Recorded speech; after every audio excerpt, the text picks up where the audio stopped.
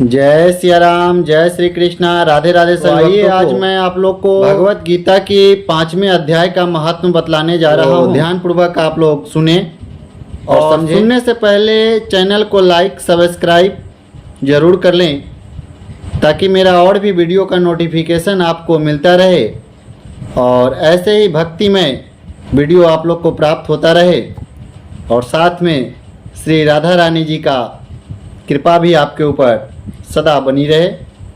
तो चलिए शुरू करते हैं। प्राचीन समय की बात है, एक बार भगवान विष्णु और माँ लक्ष्मी बैठे हुए थे।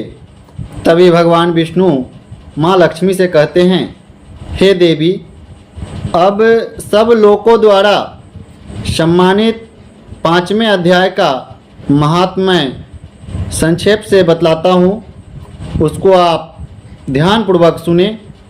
मद्र देश में पुरुकुत्सपुर एक नगर है। उस नगर में पिंगल नामक एक ब्राह्मण रहता था। वह वेद पाठी ब्राह्मणों के विख्यात वंश में जो सर्वथा निष्कलंक था, उसी कुल में उत्पन्न हुआ था। किंतु अपने कुल के लिए उचित वेद शास्त्रों के स्वाध्याय को छोड़कर ढोल आदि बजाते हुए उसने नाचने गाने में मन लगाया। गीत नृत्य और बाजा बजाने की कला में परिश्रम करके पिंगल ने बहुत बड़ी प्रसिद्धि प्राप्त कर लिया और उसी से उसका राजभवन में भी प्रवेश हो गया। अब वह राजा के साथ रहने लगा और पराई स्त्रियों को बुला बुला करके उनका उपभोग करने लगा। स्त्रियों के सिवा और कहीं उसका मन नहीं लगता था। धीरे धीरे अभिमान बढ़ जाने से उच्छृंखल होकर वह एकांत में राजा से दूसरों का दोष बतलाने लगा।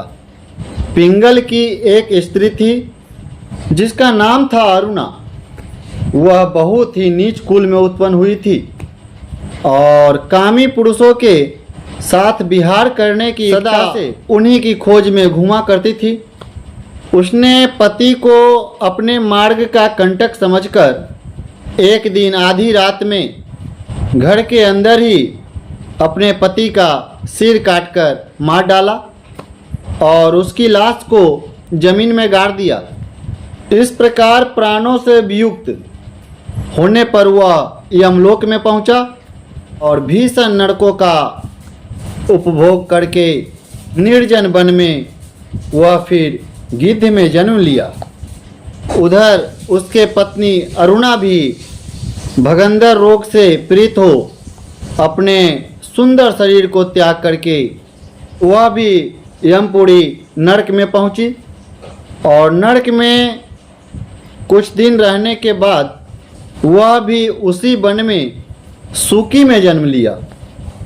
एक दिन वह दाना चुगने की इच्छा से इधर उधर फुदक रही थी। इतने में ही उस गिद्ध ने पूर्व जन्मों की बैर का स्मरण करके उसे अपने तीखे नखों से फाड़ डाला। सूकी घायल होकर के पानी से भरी हुई एक मनुष्य की खोपड़ी में जा गिरी।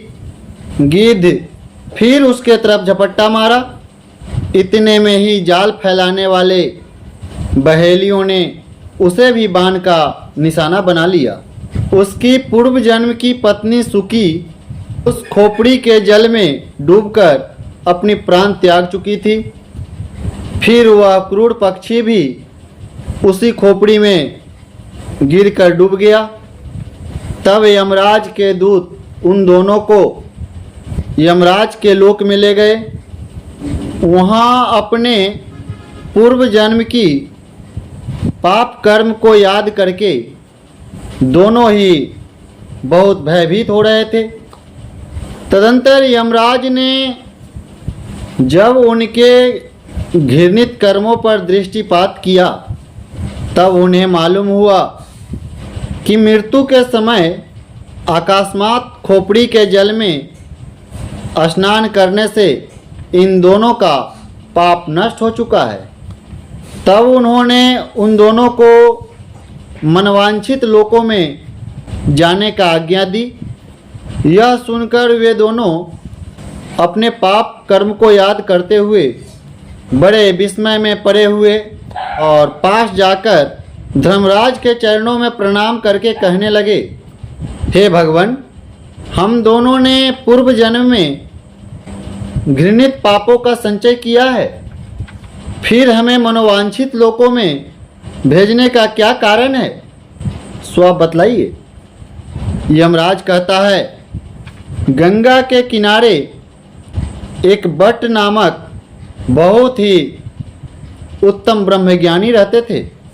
वे एकांत से भी ममता रहित, शांत, विरक्त और किसी से भी द्वेष भावना नहीं रखने वाले वे ब्रह्मज्ञानी प्रतिदिन गीता के 5वें अध्याय का पाठ करते थे। ये उनका सदा का नियम था।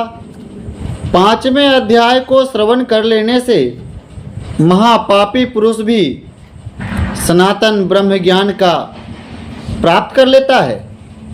उसी पुण्य के प्रभाव से शुद्ध चित्त होकर उन्होंने अपने शरीर का परित्याग किया था। गीता के पाठ से जिनका शरीर निर्मल हो गया था, जो आत्मज्ञान प्राप्त कर चुके थे, उन्हीं महात्मा की खोपड़ी का जल पाकर तुम दोनों पवित्र हो गए हो। अतः अब तुम दोनों मनोवांछित लोकों को जाओ, क्योंकि गीता के 5वें अध्याय का महात्म्य से तुम दोनों शुद्ध हो गए हो। फिर श्री हरि भगवान विष्णु कहते हैं, सबके प्रति सम्मान भाव रखने वाले धर्मराज द्वारा इस प्रकार समझाए जाने पर वे दोनों बहुत प्रसन्न हुए और बहुत ही सुंदर दिव्य विमान पर बैठकर बैकुंठ धाम को चले गए। तो यही थी 5वें अध्याय के सुनने व पढ़ने का महत्व। तो चलिए अब मिलते हैं अगली वीडियो में। तब तक के लिए जय सिया राम, जय श्री कृष्णा, राधे राधे।